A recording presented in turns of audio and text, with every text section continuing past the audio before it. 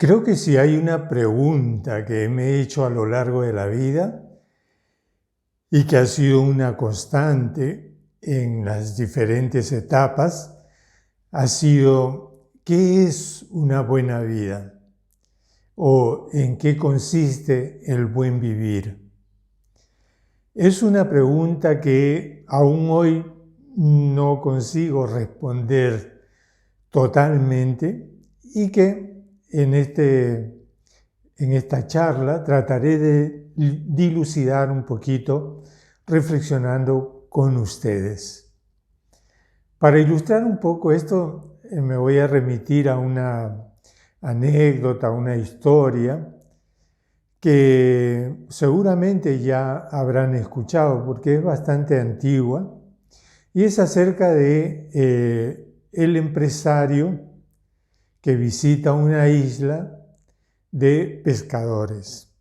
Me imagino que el empresario fue ahí para buscar alguna propiedad, algún terreno, posiblemente pensando en su jubilación, en su vejez.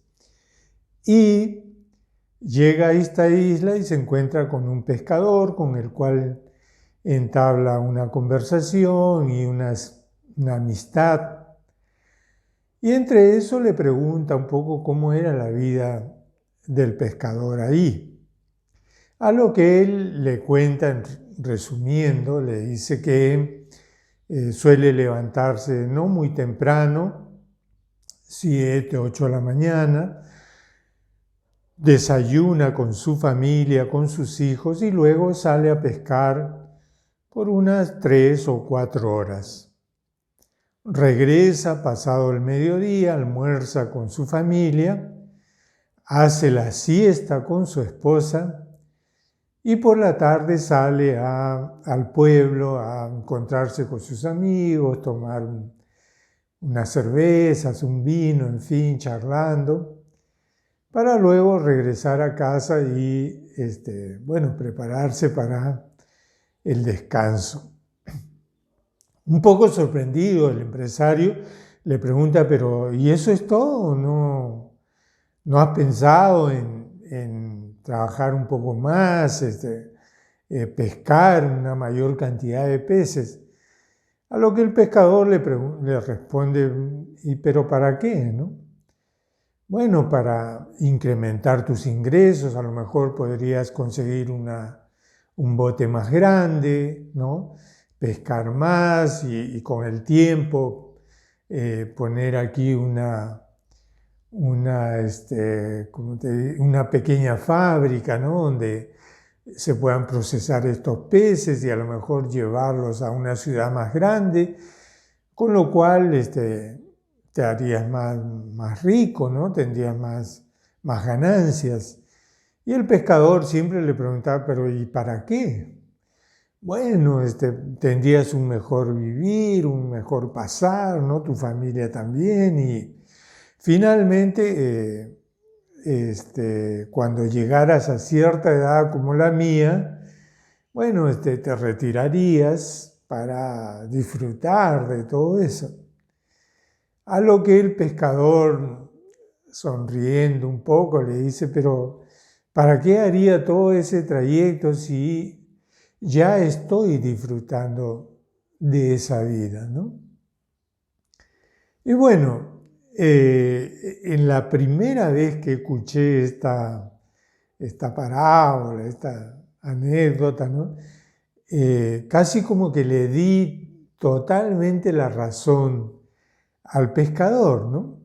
Sobre todo después de haber experimentado por varios años lo que es este ritmo habitual, ¿no? Del laboral, del trabajo y conseguir el dinero y etcétera, ¿no? Y también porque, como les contaba en el episodio anterior, había tenido la oportunidad de entablar una relación de amistad y de trabajo con un empresario prominente, ¿no? en mi país, ¿no? Y viendo de cerca la vida de él y todo, a pesar, ¿no? de que disfrutaba mucho, ¿no? En el fondo no me atraía porque el precio, digamos, que este empresario pagaba por la vida que llevaba, por lo que el tiempo y la dedicación que tenía que darle a su trabajo, me parecía que no compensaba, ¿no? Y que lo mejor era una vida sencilla, ¿no? Como la del pescador, ¿no? ¿Y quién les iba a decir de que un día, hace unos años atrás, viajando por Brasil con mi familia, llegamos a un pequeño puerto, ¿no? Justamente de pescadores. Así que yo, ávido de encontrar una respuesta y en cierta forma confirmar lo que habían ido pensando de que la vida del pescador era la óptima, sobre todo la que le había contado de este pescador al empresario. Me acerqué donde estaba el muelle, ¿no? Los botes y todo el movimiento de la pesca, y entablé conversación con un pescador, el de la foto. Y le pregunté, ¿no? Hablamos por un buen rato, y yo preguntándole, ¿no? Cómo era su vida y todo, ¿no? Y para mi sorpresa me di con que no era nada de lo que había escuchado en la anécdota, ¿no? Él me contó que su vida era dura, siempre oliendo a pescado, que salía a pescar muchas veces en la madrugada y no volvía durante 2 o 3 días, que dependía de la marea, en fin, de una serie de factores, ¿no? Que determinaban una buena pesca, una buena ganancia. Y como verán, si observan bien la foto, van a ver de que su expresión realmente transmite eso, ¿no? Una vida dura, una vida bastante sacrificada, digamos, muy lejos de lo que había escuchado, como les decía, en esta historia del empresario y el pescador. Indudablemente que todos aspiramos a una buena vida, ¿no? Inclusive creo que es nuestro instinto mismo de supervivencia, el cual nos hace o ha hecho que el hombre, desde tiempos inmemoriales, se haya dedicado a ver la manera de sobrevivir, y no solo de sobrevivir, sino de alcanzar niveles cada vez mejores, cada vez más altos, más cómodos, en fin, ¿no? Entonces no estoy diciendo de que apostaría, digamos, por uno o por otro. Cuando pienso detenidamente en realidad en qué es un buen vivir, creo que es importante tomar en cuenta 2 factores. Uno es la temporalidad de nuestra vida, ¿no?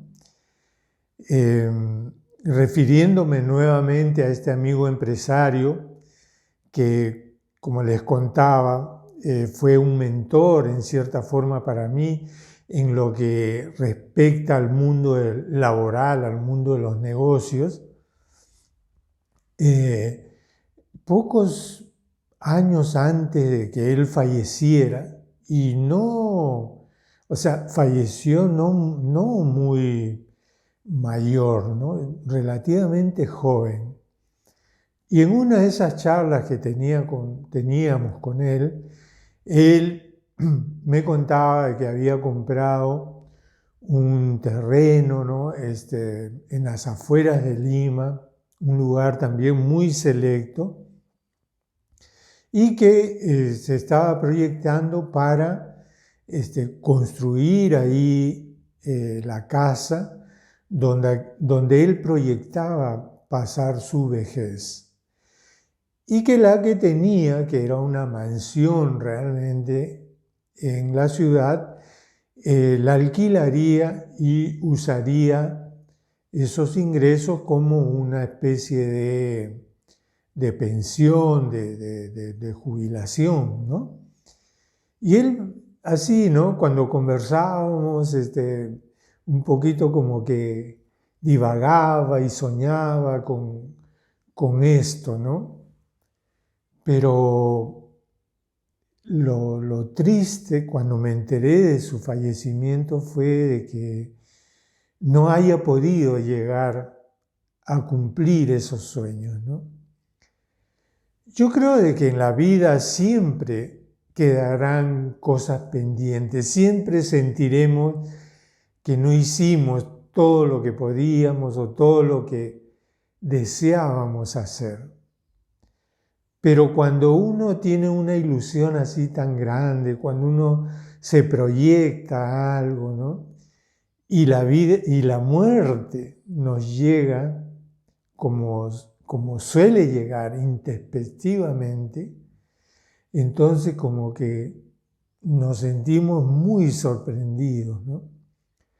Yo cuando escuché el fallecimiento de él no lo podía creer, porque era un hombre que gozaba aparentemente de una salud muy buena, de un buen pasar, de un buen vivir, ¿no? Tenía unas proyecciones muy grandes, muy prósperas, y era como que yo no podía concebir de que haya muerto.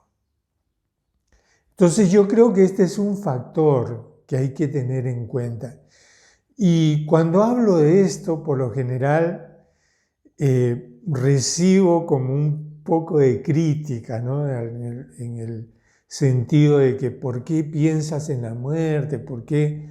¿No? Y esto vengo pensando hace varios años, pero no es en el sentido en que se suele tomar, como que me paso el tiempo pensando en la muerte, y no es eso, sino es como que yo parto de un hecho, ¿no? De una realidad, que es de que sí o sí vamos a morir. Entonces este hecho de la mortalidad, en realidad creo que debería de ayudarnos a poner nuestra vida en perspectiva.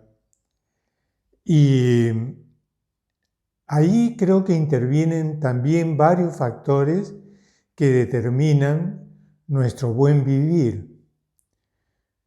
Uno de esos factores es posiblemente el hecho de saber que hay una cantidad de cosas que escapan a nuestro control y quizás sean las más importantes. Entonces, si partimos de ahí, si partimos de una aceptación de que en realidad no tenemos el control sobre toda nuestra vida, que en realidad la tenemos sobre muy poco, creo que eso nos puede ayudar a, como les decía, poner nuestra vida en perspectiva y no tener demasiadas expectativas o dedicarle demasiado esfuerzo a los logros que sabemos que también son temporales. Como les vuelvo a repetir, obviamente que necesitamos de una vida material, necesitamos de las cosas físicas, necesitamos del dinero y todo lo demás.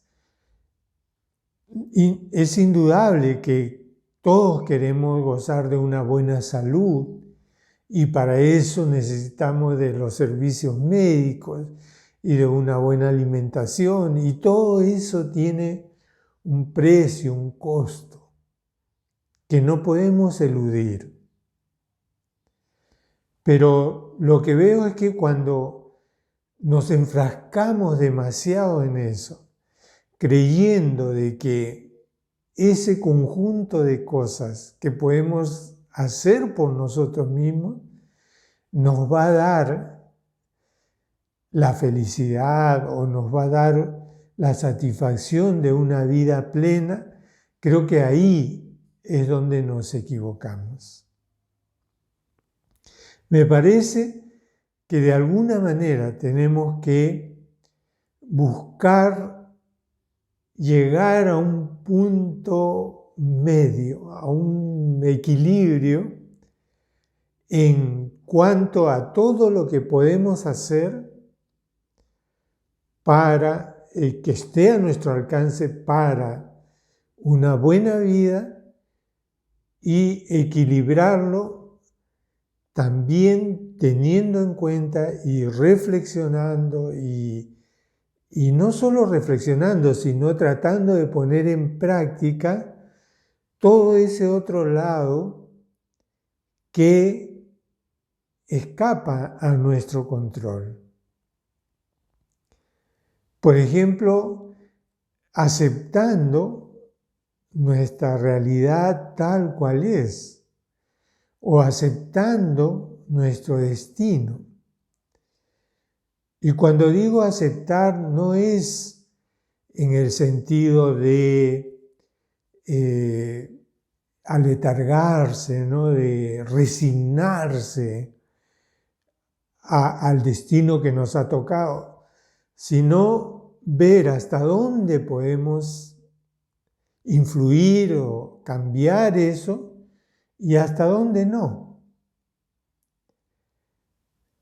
Hay una frase que me viene, que es del gran emperador Marco Aurelio, que según la historia es el único, parece el único emperador que logró este equilibrio entre el poder, su riqueza, sus bienes materiales y todo eso, y su vida espiritual. Y a él se le atribuye este pensamiento. Dice: